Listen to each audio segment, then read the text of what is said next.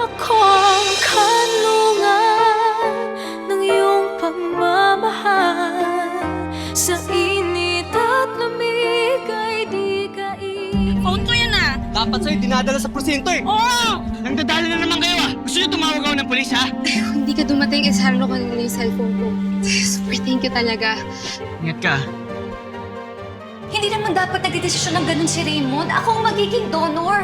Papa, may namatay na bata ng dahil sa akin. How am I supposed to live with that?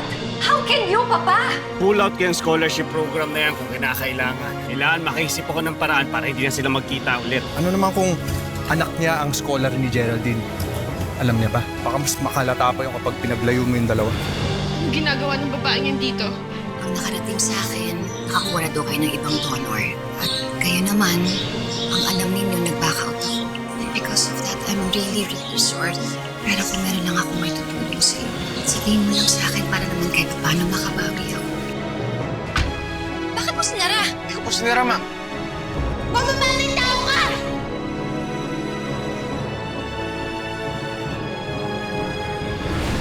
Nakita mo yung babae? Yung babae nakita mo? Sino po?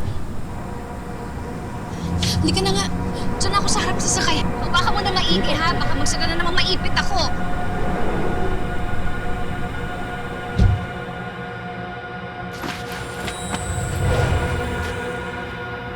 Crisel, saan ka ba nang galing? Sinundan ko si Ma'am Geraldine. Sinabi ko sa kanya yung mga nasa isip ko. Hindi siya masamang tao.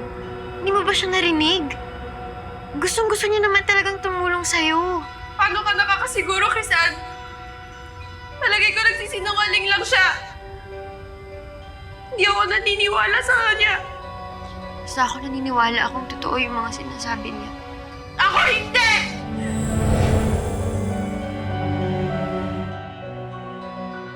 Manang, totoo talaga yung sinasabi ko sa inyo.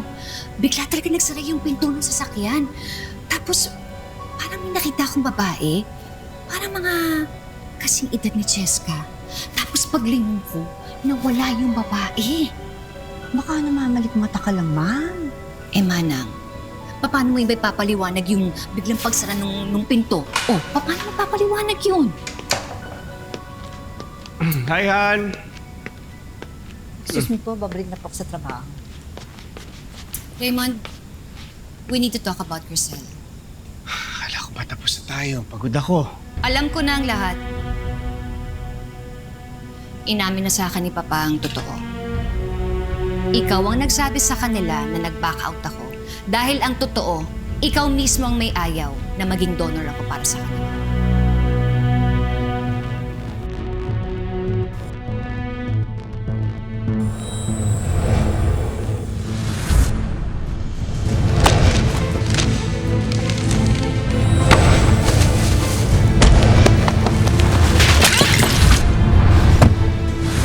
Paano ko ba nagagawa yun?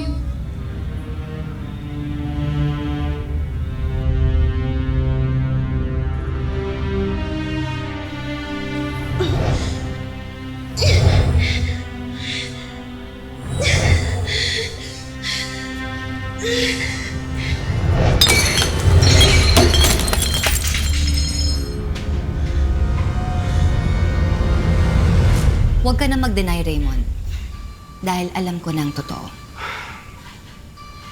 Yes. Sige.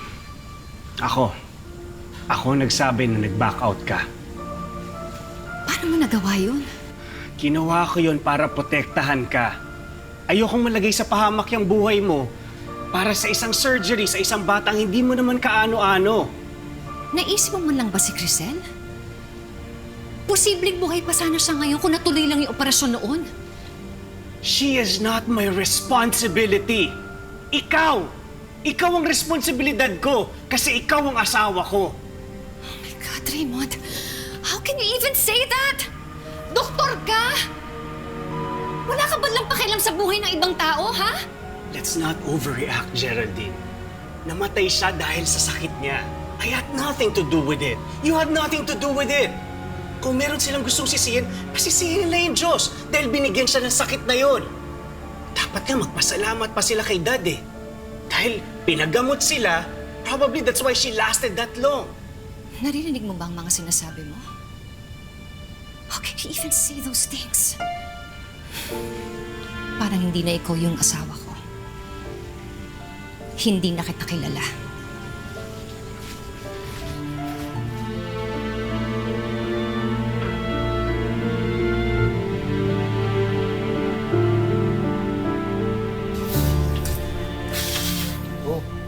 Ayun na pala si Loverboy. O ano, kamusta na panliligaw mo, bro? Umaya ba makipag-date sa'yo? Hindi ko alam. Ba't di mo alam? Hindi ko kasi natanong.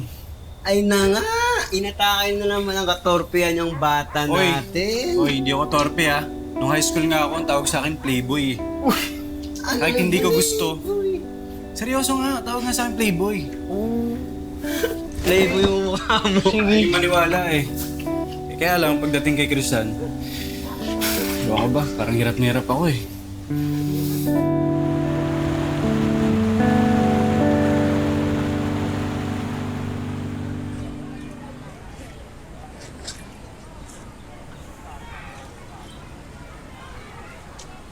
Uy, roommate. Mukhang naman problema ka dyan, ah. Maubos na kasi yung baon kong pera, eh. Eh, ganyan talaga dito sa Maynila. Parang sinisinghot lang yung pera mo. Eh, mukhang kailangan ko na seryosohin yung paghahanap ko ng trabaho. Eh, yun lang. Hindi naman ganun talaga kadali makahanap ng trabaho dito, eh. Ako nga, ilang linggo na naghahanap ng trabaho hanggang ngayon wala pa rin. Anyway, good luck na lang sa'yo, ha. Kailangan ko na kasing pumasok. Sige. Ingat ka. Wait lang, tingin mo ng pansin.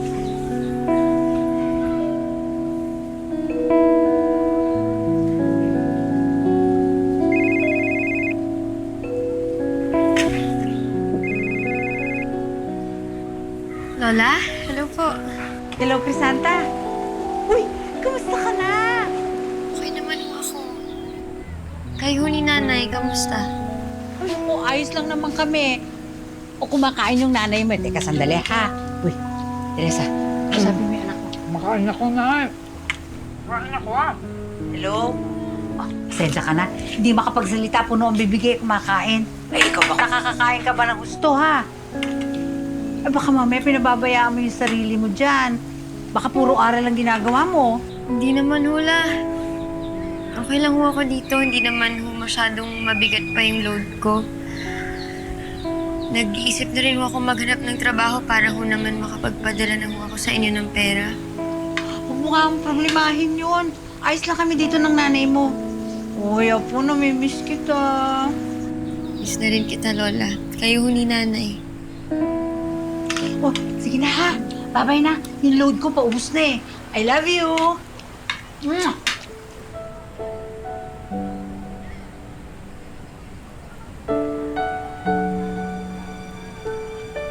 Ikaw naman, bakit di mo kinausap yung anak mo?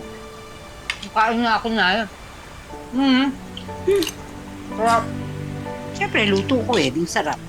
Aling Mildred! Masarap na. Aling Mildred! Tumatawag. Aling Mildred! Oh, sandali! Sino ba yan? Bakit? Nandyan ho si Teresa. Bakit? Anong kailangan nyo? Pwede ho ba namin siya maimbitahan sa barangay? Bakit? May reklamo itong si Biring sa kanya. Ang mga produktong ibinenta niya sa amin ay peke. Tingnan mo yung nangyari sa akin. Tapos itong si Dora, napanood niya sa TV, yung kumpanyang sinasabi ng babaeng yon ay hindi pala totoo, peke pala. Pirami daw yun. Kaya sabihin mo sa kanya, ibalik niya sa amin yung pera namin. Oo nga, di ba? Sumama na lang ho siya sa amin. Teresa, alam kong nandyan ka. Lumabas ka. Teresa! Teresa! Teka. Wala akong alam sa mga sinasabi ninyo, ha? At saka, hindi peke mga produkto ko, lalong hindi pyramid yon. Sumama ka na lang kasi. Doon ka na sa barangay magpaliwanag. O, eto na. Punta na nga ako na. Ayun siya. Eto na. Nakakaloka kayo, ha? Sige na, Sandali Teresa. lang, eto na nga.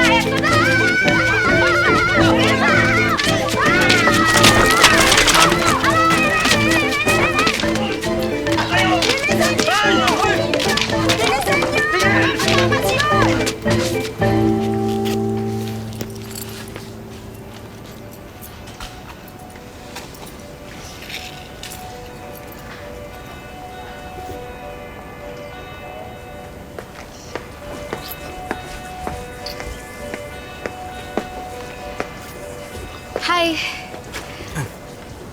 Pwedeng makiupo? Sugar.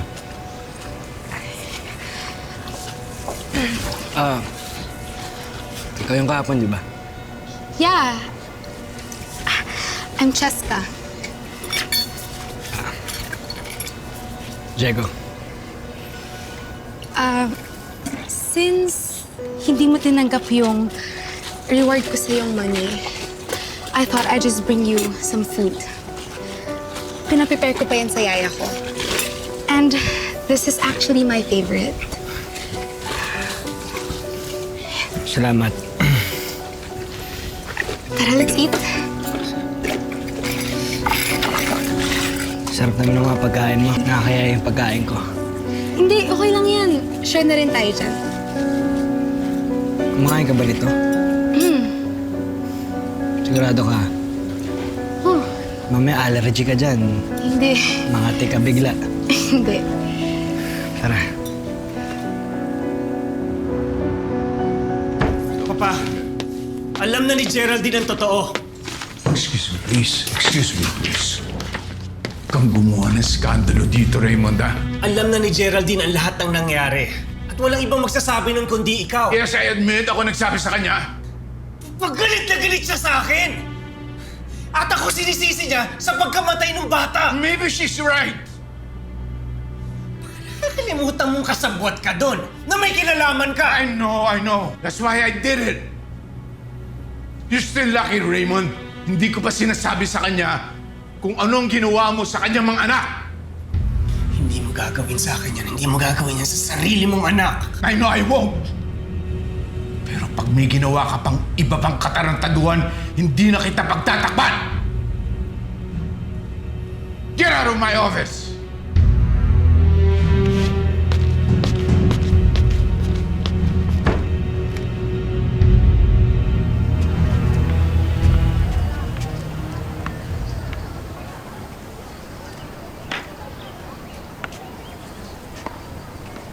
Pare Koy! Uy, pare Koy.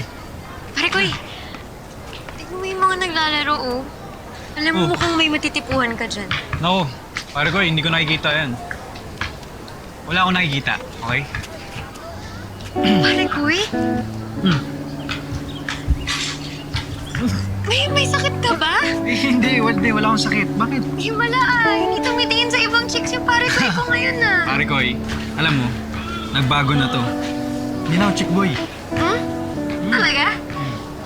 Naisip ko kasi na panahon na siguro para magseryoso ako. Nax! Masaya ako para sa'yo, pero... Talaga? Pare Koy, sino ba tong babaeng napagdesisyonan mong seryosohin? Kilala ko ba to? Pare Koy, may pupuntahan ka ba? Kasi gusto mo kumain na lang muna tayo? Ay, pare Koy, pasensya ka na, may lakad pa pala ako. Ingat ka, kita na lang tayo.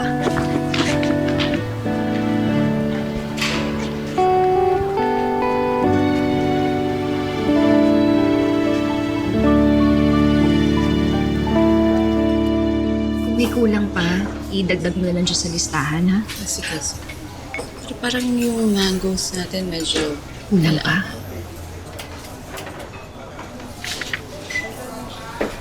Mars? Kilala mo ba yung girl? Kanina pati natingin dito yan. Oo. Rizal! Kilala ko siya.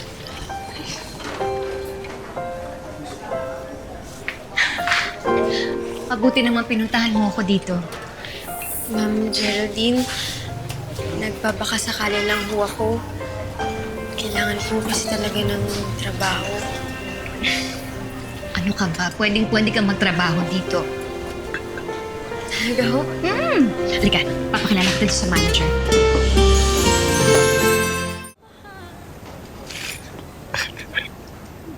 Why are you looking at me? Tataka lang ako. Anong nagawa mo dito kasama ko? Halatang-halata na may pagkakaiba natin. Mayaman ka. Mahirap lang ako. Kasi nung tinulungan mo ko. Tapos, sinubukan kitang bigyan ng pera. Tapos hindi mo tinanggap. Doon pa lang, alam ko na naiba ka.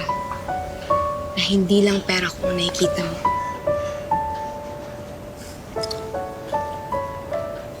Sabi kasi ng nanay ko, hindi raw natin dapat tinitino ng tao sa kung anong meron sila. O sa kung anong magagawa nila para sa'yo. Kundi sa kung anong magagawa mo para sa kanila.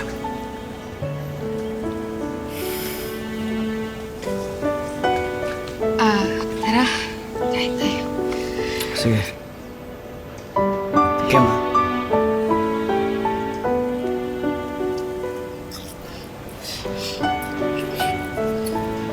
Eto, gusto mo chicken? Masarap. Ito namang isda. Tingnan mo. Luto yan ng nanay Azun ko.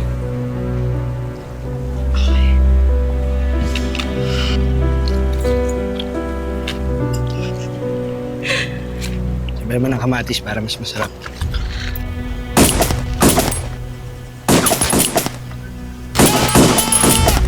Pare, kalma lang. Paano ako kakalma? Si Geraldine hanggang ngayon hindi pa ako kinakausap. My own father turned against me. Ang importante, safe pa rin ang secret mo. Di pa rin alam ni Geraldine na yung scholar niya ang anak niya, di ba? Ang ibig sabihin, kontrolado mo pa rin ang sitwasyon. You're right. Siya yung manager dito sa juice bar. And she's also a very good friend of mine. Kung meron kang dapat matutunan dito, siya ang magtuturo sa'yo. Jenny, siya si Crisan. Bagong tauhan natin dito. Okay. Christian, siya yung kinukwento mong scholar mo? Siya nga. Hello, nice meeting you.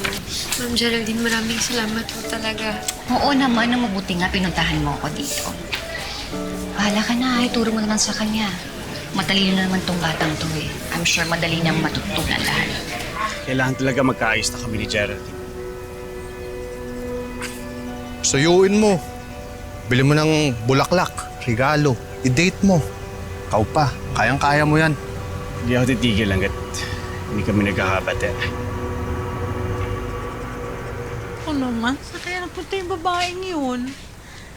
Ay! Nay! Nay, ako ba hinanap nyo? Ay, Diyos ko, anak ka ng pusa! Ano ka ba? Diyos ko, babayin mo ng tubig. Hindi, teka muna, may nakakita na sa'yo. Ay, ito. Ay, ano ba naman? Diyos ko, ka ba nang galing, ha? Sigurado ko walang nakasunod sa'yo, ha? Kaya nga ako natagalang bumalik. Sinigurado ko muna na walang nakakita sa akin. Ay, Diyos ko, napagod ako, Nay. Anak naman, ano ba naman kasi yung gulong pinapasok mo? Malay ko naman, Nay, Diyos ko, ano ba naman biktima rin naman ako dito. Wala naman akong kasalanan. At saka, hindi ko naman alam na pyramid yung, pinasok kong negosyo. Paano gagawin natin? Yun si Biring, nagwawala. Balik mo daw sa kanya yung pera niya. Nay naman, pare-pareho naman kami naloko. Pare-pareho kami nawalan. Para makasalanan ko, di ko naman alam yan. Mabuti pa siguro Umalis ka muna kasi talaga pag nakita ka ng mga yun, ako, alam mo naman yun sila Biring, pati yung mga kagawad doon, ha? Diyos, saan ako pupunta, Nay, ha? Saan ako pupunta? Pumunta ka sa Maynila kay Crisanta. Anong gagawin ko doon? Ano pa, di magtrabaho ka? Ay, Diyos ko. Ay, teka muna, ha? Ito nga pala si Timo, natatanda mo si Timo, yung nag-aalaga ng kabayo ko. Doon siya nagtatrabaho sa ice plant. Baka matulungan ka niya, maipasok ka niya sa trabaho. Ito yung number niya. Ice plant? Oo. Ang lamig dyan. Mabuti na yung magtrabaho Ice ko plant, doon. gawa ng yelo yan, di ba? Oo. Ayan. Tatawagan ko, ha?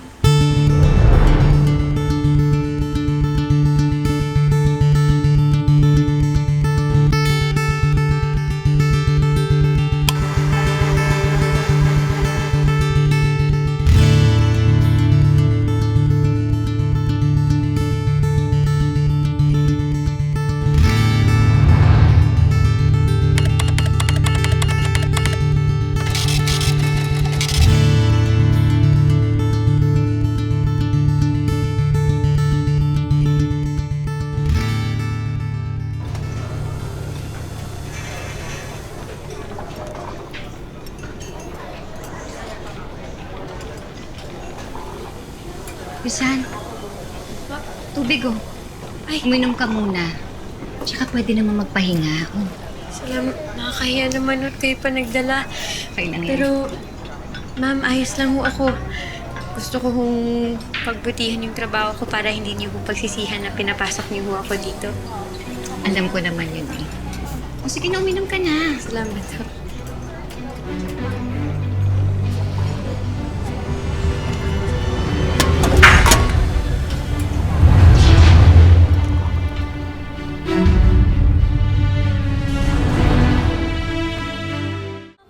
Cheska, you didn't join us for lunch kanina. I had other plans.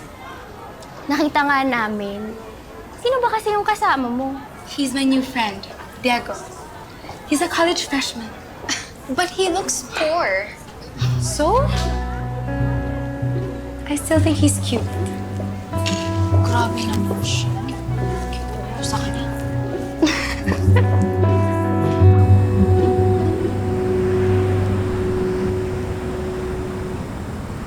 Rizal?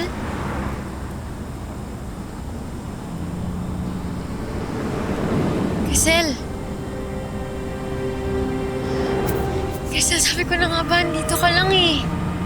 Tinanggap ko pa rin pala yung trabaho sa nag-Geraldine na yun. Rizal, nagkakamali ka. Mabait si Ma'am Geraldine. Wala siyang kinalaman sa pagkamatay mo. Binigyan ka lang niya ng trabaho, siya na yung kinakampihan mo. Akala ko ba tayo yung magkakampi? Rizal, magkapatid tayo.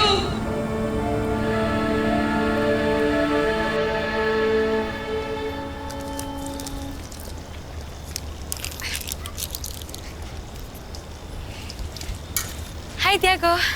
Ay, Cheska. Uuwi ka na ba? Do you want to go out for dinner? Pasensya na, meron pa kasi akong trabaho eh. Ah, so talaga pala titinta ka niyan? Oo. Eh, kasi yung iba sa atin, wala namang magulang na, alam mo yun, magbibigay ng allowance. So, kapag naubos yan lahat, pwede na tayo lumabas? Oo, siguro. Eh kung bilhin ko na lang kaya lahat ng yan? Siyempre, di naman napapayag na gawin mo yun. Kailangan ko itong ibenta lahat. So, ano yun? Eh kung tulungan na lang kaya kita?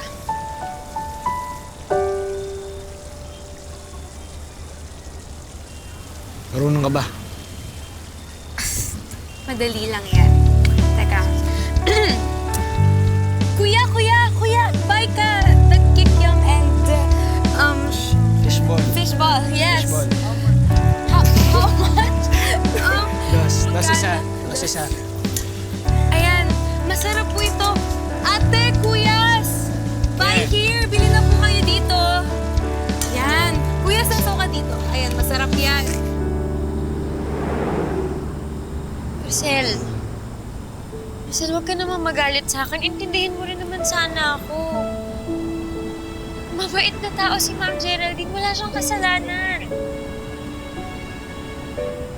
Bakit parang mas gusto mo kay Geraldine? Gusto lang naman niyang bumawi sa atin. Sa atin? Baka sa'yo lang. Kasi paano siya babawi sa akin, Rizal? Napatay na ako! Namatay ako dahil sa kanya!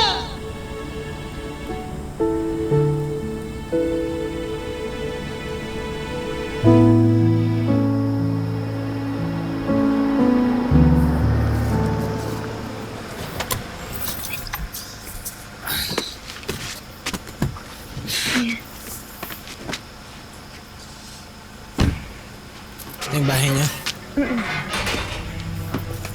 And here's my dad. Hi, Dad.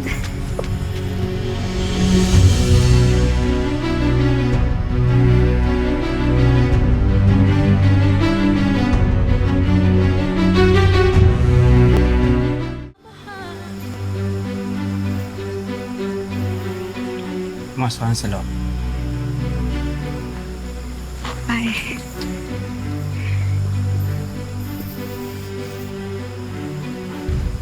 Sino ka? At minatid yung anak ko. Ako si Diego. Kaibigan ng anak mo. Uwi ka na.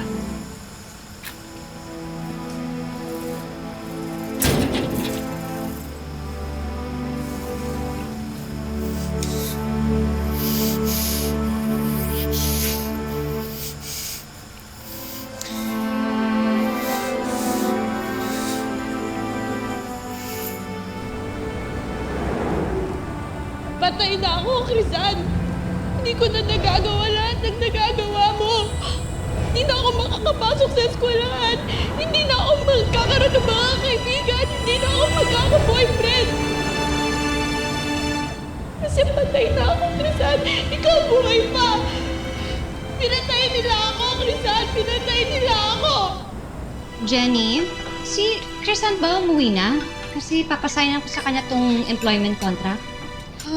Andiyan pa yung gamit niya eh. Baka lumabas lang sandali. O sige. Rizal, alam kong galit ka. Pero intindihin mo rin naman sana ako. Mabait na tao si Ma'am Geraldine. Ang dali para sa'yo sabihin niya dahil hindi naman ikaw ang namatay. Ako yung namatay, Crisan. Nagagawa mo pa lahat na gusto mo. Ako hindi na kasi patay na ako, Crisan eh. Alam mo, sana ikaw na lang yung nagkasakit. Sana ikaw na lang yung namatay.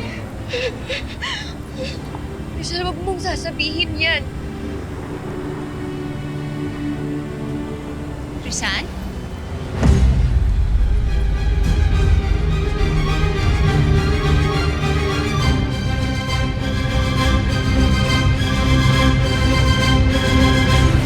Dapat ang priority mo yung pagka-aral mo. Tinan mo yung scholar ko. I am not your scholar nga.